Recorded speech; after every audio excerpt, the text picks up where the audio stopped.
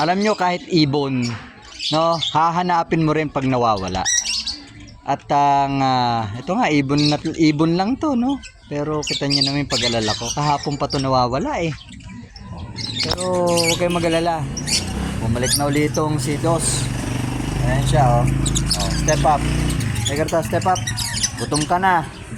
Gutom na to. Oh, step up. Step up. Step up. Oh, tamo. Kukuha ko ng pagkain. Tingnan natin yan. Ewan ko lang kung dito lumapit. Step up. Tamo. Kahapon pa to nawawala. Oh, kaya lang hindi ko na siya nahintay nung hapon kasi umalis ako eh. At hindi ko na siya nahanap. Ngayon lang siya umuwi ah. Sipin niyo no, almost 24 hours po siya nawawala. Nag-aalala lang po ako. Pero nga, dahil nga hunted po siya. At napansin ko, ito kasi wala siyang kapartner. Yung dalawa rito sa loob, mag-shota na. Kaya siguro naiilang lang to, na out of place. Umalis. Pero salamat sa Diyos no. Nandito na ulit si Dos. Thank you.